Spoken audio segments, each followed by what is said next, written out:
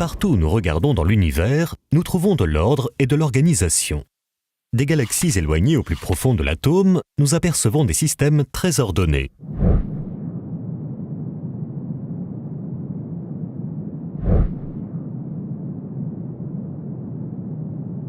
Et d'une manière générale, notre bon sens et notre saine nature reconnaissent que des systèmes ordonnés ne proviennent pas du hasard. Par exemple, dans notre vie de tous les jours, nous rencontrons ce genre de systèmes tout autour de nous. Les systèmes ferroviaires, les systèmes électriques, les systèmes électroniques, les systèmes d'éclairage, ainsi que les systèmes de tuyauterie constituent quelques exemples parmi tant d'autres. L'idée que tous ces systèmes se seraient créés par hasard ne viendrait même pas nous traverser l'esprit. Car, confronté à l'organisation complexe qui domine dans tous ces systèmes, notre raison reconnaît naturellement que le hasard ne peut pas être impliqué. Alors, n'est-il pas raisonnable de penser la même chose d'un système aussi ordonné que l'univers? Prenez un tas de planchettes Kapla par exemple, et lancez-les vers le sol. Pensez-vous pouvoir obtenir par hasard une organisation bien structurée? Alors, n'est-il pas absurde de penser que la matière de l'univers qui s'est éparpillée dans le vide par hasard a pu créer une telle organisation? Ou bien imaginez une reproduction miniature du système solaire dont les planètes seraient représentées par des billes qui tourneraient grâce à un système compliqué d'engrenages et de courroies. Serait-il possible de vous convaincre que cette reproduction s'est créée par hasard? Alors, si on ne peut pas arriver à croire qu'une telle reproduction puisse apparaître par hasard, comment pourrait-on penser que l'original, bien plus complexe, est apparu, lui, par hasard? L'idée que l'univers serait apparu accidentellement n'est-elle donc pas complètement illogique? Car, confronté à l'organisation si majestueuse et à la complexité qui se dégage de l'univers, n'est-il pas irrationnel de penser que tout cela soit apparu par hasard?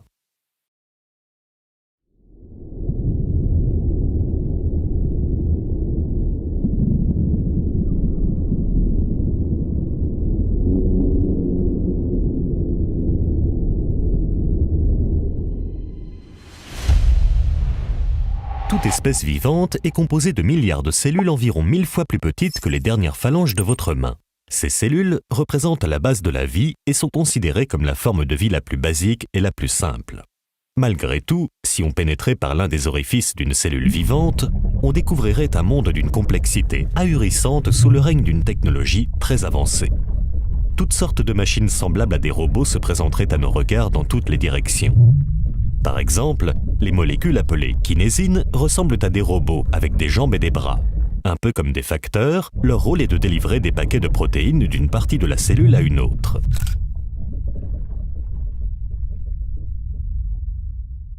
Selon une récente étude, ces molécules seraient plus complexes que n'importe quelle nanotechnologie créée jusqu'à aujourd'hui par l'être humain et se déplaceraient à une vitesse de 8 nanomètres par seconde.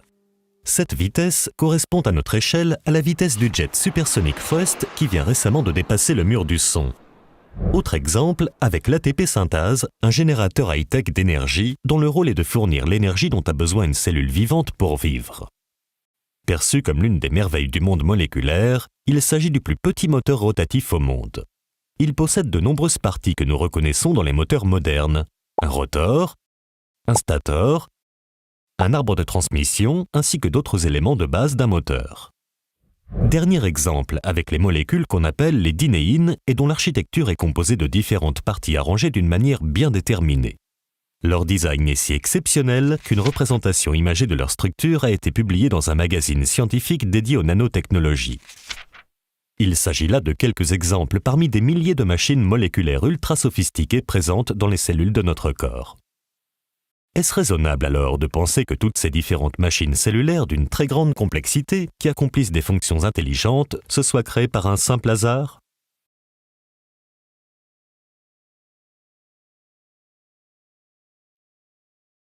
Avec ce qui a été découvert par la biologie moléculaire et ce qui a été découvert par la génétique, je connais plusieurs scientifiques célèbres en France qui sont tellement impressionnés par ces données,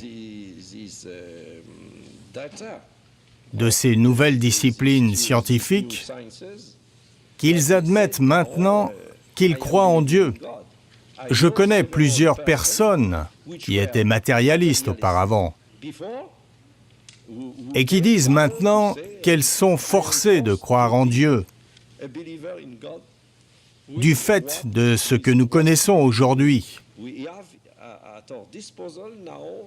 concernant l'organisation de la vie et l'organisation du génome et d'autres choses similaires. Parmi les plus grandes découvertes scientifiques du XXe siècle, il y a la découverte de la molécule d'ADN, célèbre pour son design remarquable en forme de double hélice. Cette molécule est un système de stockage d'informations, tout comme un disque dur, mais beaucoup plus complexe et sophistiqué. Par exemple, tandis qu'un disque dur stocke des données à la surface, la molécule d'ADN, quant à elle, stocke l'information en 3 dimensions. En termes de capacité, cette fois-ci, on estime qu'un gramme d'ADN pourrait stocker 455 milliards de gigaoctets de données, ce qui dépasse de loin la capacité des disques durs les plus avancés. Mais le plus impressionnant est sans doute la densité de la molécule d'ADN. Cette molécule est si compacte qu'on estime que si l'on alignait côte à côte tout l'ADN présent dans notre corps, la longueur atteindrait 100 fois la distance entre la Terre et le Soleil. L'ADN est donc une banque de données incroyable qui surpasse de loin n'importe quel système de stockage inventé par l'être humain jusqu'à ce jour. Mais vous n'êtes pas au bout de vos surprises.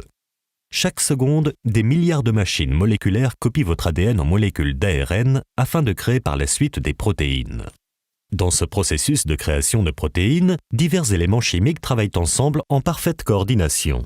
Lorsque vous voyez divers éléments électroniques travailler ensemble avec harmonie, comme des machines robotisées dans des usines par exemple, pourriez-vous penser une seule seconde que cela provient du hasard? Alors, comment penser cela lorsque l'on voit quelque chose de similaire dans une cellule vivante? L'idée que cela pourrait être le fruit du hasard est tellement illogique que même l'athée le plus influent du XXe siècle l'a reconnu. Après avoir milité pendant 54 ans en faveur de l'athéisme, le célèbre philosophe anglais Anthony Flew fut si stupéfait par ce processus de création des protéines qu'il accepta l'existence de Dieu en 2004. Je pense que les récentes découvertes autour de la molécule d'ADN ont montré une complexité tellement incroyable dans les arrangements qui sont nécessaires pour produire la vie, qu'une intelligence doit forcément avoir été impliquée afin de permettre à ces éléments chimiques, si différents les uns des autres, de travailler ensemble.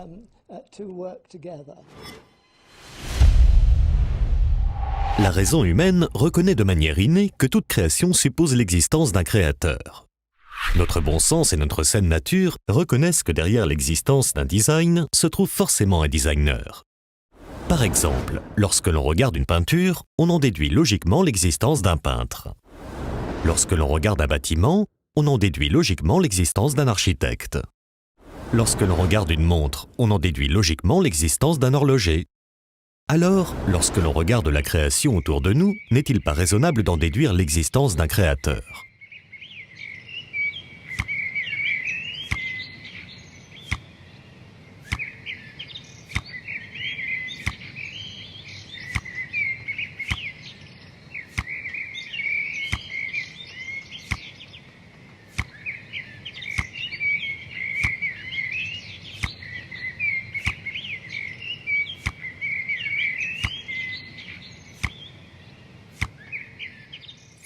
Depuis Darwin, cette logique est en revanche remise en cause par la théorie de l'évolution. Au XIXe siècle, le biologiste Charles Darwin avait émis l'hypothèse que les formes qui existent partout dans la nature pouvaient s'expliquer de manière naturelle sans faire appel à l'idée d'un créateur. Cette hypothèse de Charles Darwin donna ensuite naissance à la théorie de l'évolution. Selon cette théorie, tous les êtres vivants auraient évolué petit à petit, avec le temps, par de petites modifications successives, à l'aide de 2 mécanismes naturels: les mutations génétiques et la sélection naturelle. Aucun créateur ne serait donc à l'origine des espèces vivantes, car ces 2 mécanismes auraient le pouvoir de faire évoluer une espèce vers une autre. Alors, est-ce raisonnable de penser cela ?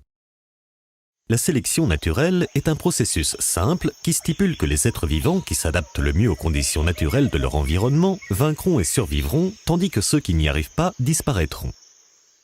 Autrement dit, selon la théorie de l'évolution, La nature sélectionne naturellement les espèces les plus adaptées à leur environnement pour les faire survivre et sélectionne naturellement les espèces les moins adaptées à leur environnement pour les faire disparaître. Par exemple, si une gazelle court plus vite qu'une autre, elle échappera plus facilement à un guépard et aura plus de possibilités de survivre car elle aura été plus adaptée à son environnement. C'est ce qu'on appelle la survie du plus apte. Néanmoins, au fil du temps, il restera seulement des gazelles qui courent plus vite et aucune nouvelle espèce n'apparaîtra. Car le fait que des gazelles qui courent plus vite que d'autres survivent parce qu'elles sont plus adaptées à leur environnement ne va pas les faire évoluer vers une autre espèce. Conscient de cela, Darwin avoua lui-même dans une lettre que la sélection naturelle toute seule n'avait aucun pouvoir de faire évoluer une espèce vers une autre. Darwin lui-même, dans une lettre conservée à la Bibliothèque nationale d'Angleterre à Londres, une lettre dont je possède d'ailleurs une photocopie, Darwin a déclaré très clairement qu'il était conscient d'avoir échoué à expliquer l'évolution. Je cite Darwin. « Je crois en la sélection naturelle, non pas parce que je suis capable de prouver dans tous les cas qu'elle a changé une espèce en une autre, mais parce qu'elle regroupe et explique bien, selon moi, dit Darwin, une multitude de faits dans la classification, l'embryologie, la morphologie, les organes rudimentaires, la succession géologique et la distribution. » Fin de citation. De cette façon, Darwin a avoué que l'évolution ne pouvait pas être expliquée par sa théorie. En sachant que la sélection naturelle n'avait aucune possibilité de faire évoluer une espèce vers une autre, les évolutionnistes, après Darwin, ont estimé que les espèces avaient évolué par le biais de mutations génétiques. Les mutations génétiques sont des altérations de certaines régions de l'ADN qui surviennent par exemple à cause de rayons X ou de radiations atomiques. Elles sont connues généralement pour avoir des effets destructeurs sur une espèce, comme des malformations, car ce sont des accidents qui détériorent les nucléotides qui composent l'ADN. Mais il y a pire, des mutations génétiques chez les animaux. Les chattes ont donné naissance à des petits qui n'entendent pas. Des rats ont mis au monde des rats très gros, de dimensions tout à fait inhabituelles, et ces animaux géants sont aveugles. Voici Zezeriama, tel qu'on le connaît au Japon depuis toujours, et voici un papillon de la même espèce victime de radiation à Fukushima. Les ailes sont atrophiées, les antennes, les pattes, les yeux sont déformés. Ces papillons proviennent de la zone radioactive de Fukushima. Ils ont subi de graves mutations génétiques et le plus étonnant, ils les répandent en se reproduisant. Au début de l'étude, 12% des papillons sont atteints de malformations. À la seconde génération, ils sont 18%, plus d'un tiers à la suivante. En laboratoire, les scientifiques japonais ont recréé les conditions de Fukushima. Les malformations sur les papillons cobayes sont identiques, le constat alarmant. En revanche, les mutations génétiques peuvent être, par moments, bénéfiques et par conséquent aider une espèce à survivre. Mais comme l'ont affirmé de nombreux généticiens, elles sont quasiment toujours nuisibles et donc rarement bénéfiques.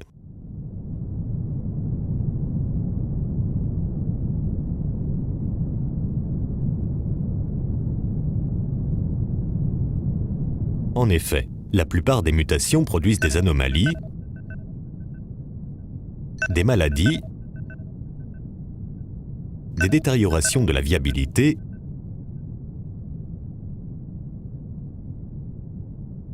et des monstruosités. Alors, comment pourrait-on penser que des choses connues pour faire dégénérer une espèce peuvent faire évoluer une espèce ? Les mutations génétiques sont aussi définies comme des changements aléatoires qui surviennent dans la structure des gènes. Et dans notre vie de tous les jours, nous reconnaissons naturellement qu'un changement aléatoire dans une structure ordonnée ne peut pas avoir un effet positif.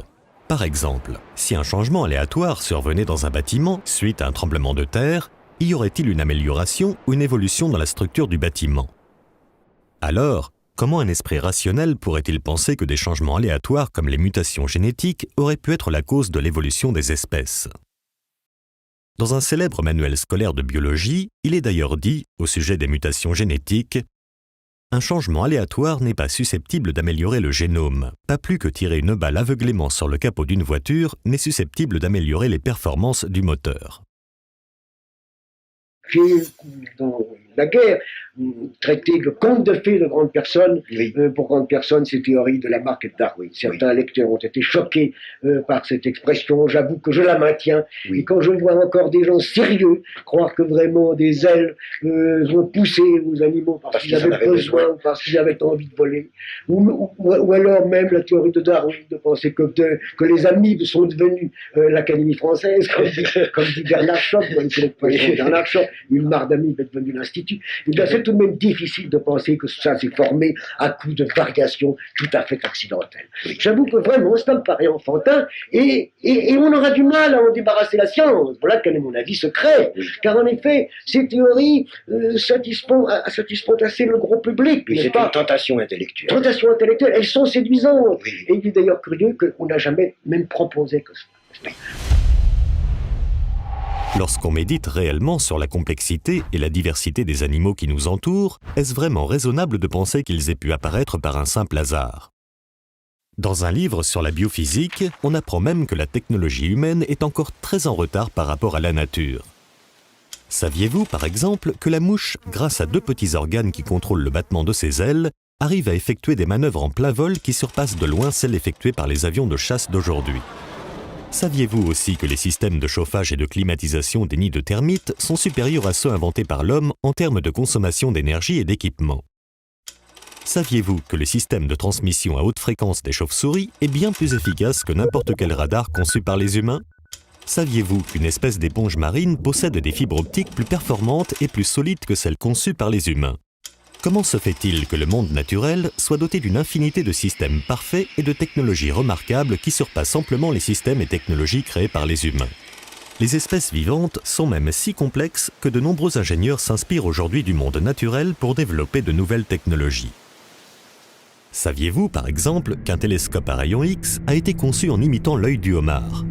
Car l'œil du homard est composé, sur certaines espèces, d'environ 3000 facettes carrées réfléchissantes formant un réseau optique avec un champ de vision de 180 degrés. Par conséquent, le homard a la capacité de voir les images autour de lui sans que son œil tourne. Saviez-vous que des robots waterproof, utilisés dans des opérations de sauvetage, ont été créés en imitant un poisson tropical appelé le poisson-couteau?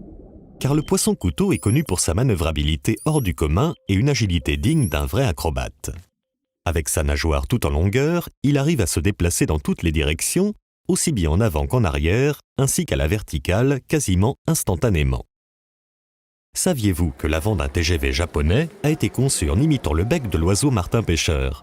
Car le bec du martin-pêcheur a une forme idéale pour une transition fluide de l'air à l'eau. Ce changement de pression de l'air à l'eau est similaire à celui qu'un train expérimente lorsqu'il quitte un tunnel.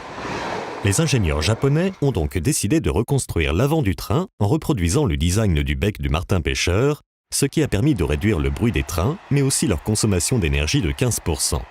Saviez-vous aussi que la surface la plus imperméable qui existe a été créée avec des soies d'araignée? Et qu'une nouvelle technologie d'affichage a été créée en s'inspirant du système de réfléchissement de la lumière présent dans les ailes de certains papillons? N'y a-t-il donc pas dans la nature tant d'exemples qui devraient nous amener à réfléchir et à nous demander « Est-ce raisonnable de penser que tout ceci soit le fruit de simples accidents ?» Et si on parle ici seulement du monde animal, alors que dire de l'être humain et de son cerveau? Saviez-vous que le cerveau humain est plus complexe que n'importe quel ordinateur que nous avons créé?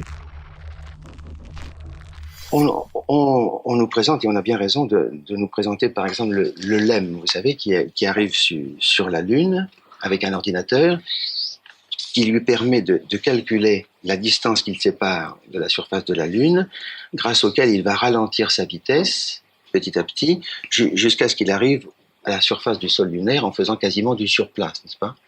Il y a donc un ordinateur qui règle la vitesse et un système de freinage. Il y a aussi un système directionnel, parce que si l'objectif qui est visé ici, si le LEM s'en écarte, il va y avoir des petites fusées latérales qui vont rétablir le mouvement. C'est une merveille.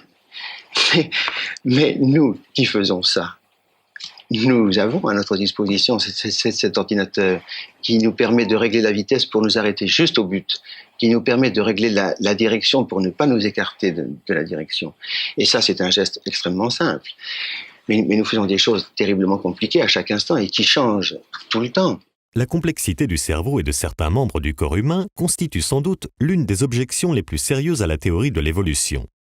Si sérieuse que même le cofondateur lui-même de la théorie de l'évolution le reconnaît. Son nom, Alfred Russel Wallace, le cofondateur de la théorie de l'évolution avec Darwin. 10 ans après la publication de l'origine des espèces, Alfred Russel Wallace déclara dans l'un des plus célèbres journaux anglais « Ni la sélection naturelle, ni la théorie générale de l'évolution ne permettent d'expliquer quoi que ce soit sur l'origine de la vie sensationnelle et consciente. » Mais on peut même aller plus loin et affirmer qu'il existe des caractéristiques purement physiques de la race humaine qui ne peuvent pas être expliquées par le biais de la théorie de l'évolution et la survie du plus apte.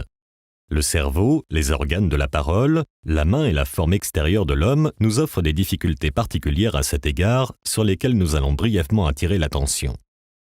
Si l'on médite simplement sur la complexité de notre cerveau, qui dépasse de loin toute technologie jamais créée par l'être humain, est-ce raisonnable de penser qu'il soit apparu par hasard ?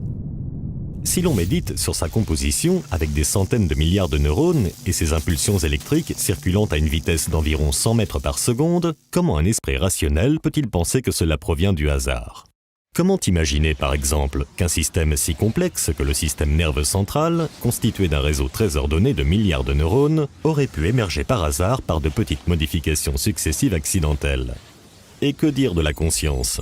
Comment des lois physiques et des réactions chimiques aléatoires auraient-elles pu donner naissance à l'intelligence, à la morale et à la conscience ? Pour beaucoup, prétendre que la conscience provient métaphoriquement parlant d'un tas de terre et de cailloux est une absurdité inconcevable. Lorsqu'on médite réellement sur nous-mêmes et sur notre corps, n'est-il pas difficile de croire que toutes ces perfections est le résultat de simples accidents ? Saviez-vous, par exemple, que notre corps est composé de plus de 100 000 km de vaisseaux sanguins, d'environ 25 000 km de bronches, de 800 millions d'alvéoles, de 10 000 bourgeons gustatifs, de 250 récepteurs sensoriels par centimètre carré de peau, de plus de 600 muscles, de 10 à 25 millions de récepteurs olfactifs et de 100 000 milliards de cellules. Alors, comment un esprit sain peut-il croire qu'un organisme si sophistiqué soit le résultat de causes accidentelles ? Moi, je ne peux pas arriver à penser que par une série de petites mutations fortuites, les êtres les plus compliqués, les êtres supérieurs se sont formés. Remarquez, le problème est peut-être moins affolant pour un botaniste que pour un biologiste. Il l'est encore davantage. Ah, vous trouvez ? Mais oui. J'ai l'impression quand même qu'il est moins terrible de se demander comment s'est formé un chêne ou un sapin que de se demander comment s'est formé un homme. Oui, peut-être. Tout de même. Mais le malheur, c'est que nous n'étions pas là, n'est-ce pas ? Pas là, c'est ça. Mais justement, ça m'intéresse beaucoup de prendre contact avec un botaniste. Est-ce que pour lui, le problème est aussi angoissant ? Le problème est aussi angoissant. Le Oui, problème il est est aussi aussi angoissant, mais peut-être est-il plus spéculatif, plus théorique quand même. Tout de même, vous avez les formes supérieures des végétaux, Oui. mais vous n'avez pas ce terrible, oui, je pense, ce mot terrible, ce terrible aboutissement du cerveau humain et de la pensée, n'est-ce pas ? Oui, bien C'est sûr. le problème plus dramatique. Oui. Sauf que chez vous, le problème est moins dramatique quand même. Peut-être parce que des champignons, des végétaux aussi primitifs que les champignons, par exemple, posent moins de problèmes Moins de que problème. des oui. animaux avec qui sont doués d'un organisme extraordinairement différencié. Oui, le passage du champignon quand même au chêne Oui. doit être quand même pour vous moins effrayant que le passage d'un ver de terre à l'homme. Je ne sais pas. Non, vous ne le savez pas. Je ne sais pas. Oui. Je ne sais pas, c'est aussi incompréhensible. C'est incompréhensible. C'est aussi Alors, incompréhensible. J'aime bien ce mot car c'est vraiment pour l'instant ma conclusion. Aujourd'hui, en France, il est communément accepté que la théorie de l'évolution est un fait scientifique prouvé et que seuls les ignorants la rejettent. Pourquoi ? Car la théorie de l'évolution est aujourd'hui la théorie dominante et officielle au sein de la science pour expliquer l'origine de la vie. Par conséquent, tous les manuels scolaires, les publications scientifiques, ainsi que les programmes scientifiques télévisés sont rédigés par les partisans de la théorie. Du coup, beaucoup de personnes pensent que cette théorie est un fait scientifique prouvé et que la remettre en question relève de l'ignorance ou de l'intégrisme religieux. Néanmoins, ce que la majeure partie de la population ne sait pas, c'est que si la théorie de l'évolution reste aujourd'hui la théorie officielle au sein de la science, ce n'est pas parce que les preuves scientifiques sont abondantes à son sujet ou bien parce qu'elle a été prouvée par des preuves logiques et cohérentes. Au contraire, Si cette théorie est acceptée de manière universelle au sein de la communauté scientifique, c'est simplement parce que la seule alternative pour expliquer l'origine de la vie est l'idée d'une création surnaturelle et que la science ne peut pas l'accepter. En effet, la science aujourd'hui, pour expliquer l'origine de la création, accepte uniquement des hypothèses naturelles qui peuvent être testées et observées dans un laboratoire. Dans un manuel publié par l'Académie nationale des sciences américaines, on peut lire « Parce que la science est limitée à expliquer le monde naturel au moyen de processus naturels, elle ne peut pas invoquer des causes surnaturelles dans ses explications. Les scientifiques sont donc contraints à interpréter les données d'une certaine façon et ne peuvent en aucun cas évoquer des causes surnaturelles pour expliquer l'origine de la création. Donc, étant donné que la théorie de l'évolution est la seule explication naturelle possible concernant l'origine de la vie, alors toutes les données scientifiques vont nécessairement être interprétées suivant le scénario de l'évolution. Prenons un exemple avec les similitudes physiques entre l'être humain et le singe. Étant donné que les scientifiques n'ont pas d'autre choix que d'interpréter ces similitudes en utilisant la théorie de l'évolution, ils interprètent ces ressemblances physiques en disant que nous descendons du singe. Néanmoins, il existe une autre interprétation tout aussi acceptable, voire même beaucoup plus logique selon certains, qui est de dire qu'il existe un créateur commun. Prenons par exemple une Porsche 356 et le premier modèle de la voiture coccinelle de Volkswagen. Elles ont toutes les deux un moteur à 4 cylindres, une suspension indépendante, 2 portes, un coffre à l'avant et beaucoup d'autres similitudes. Alors, pourquoi ces deux voitures ont-elles tant de similitudes ? Parce qu'elles avaient le même créateur, qui était l'ingénieur automobile Ferdinand Porsche. Alors, si un constructeur automobile utilise couramment les mêmes parties dans des voitures différentes, pourquoi être surpris si le créateur de la vie a utilisé la même biochimie et les mêmes structures dans de nombreuses créatures différentes ? Donc, lorsqu'on voit des similitudes entre les êtres vivants, et notamment entre l'homme et le singe, pourquoi cela impliquerait-il forcément une descendance commune et pas un créateur commun ? La réponse, encore une fois, est simplement que les scientifiques sont contraints d'interpréter les données scientifiques selon la théorie de l'évolution. Du coup, les données scientifiques vont nécessairement toujours prouver d'une façon ou d'une autre la théorie de l'évolution, raison de plus pour laquelle beaucoup de gens pensent que cette théorie a été scientifiquement prouvée. Les données scientifiques ne réfutent donc pas l'hypothèse d'un créateur, mais c'est uniquement l'interprétation qu'on fait de ces données scientifiques qui semble contredire l'idée d'un créateur. Et si une création divine n'est jamais mentionnée comme explication possible de l'origine de la vie, c'est simplement parce qu'elle n'est pas naturelle et non pas parce qu'elle est fausse. Le scientifique Scott Todd confirme cela dans l'un des plus prestigieux magazines scientifiques. Même si toutes les données pointent vers un designer intelligent, une telle hypothèse est exclue de la science car elle n'est pas naturelle. L'hypothèse d'une création divine est donc automatiquement exclue de la science, même s'il s'agit de la meilleure explication, tout simplement parce que cette hypothèse n'est pas naturelle.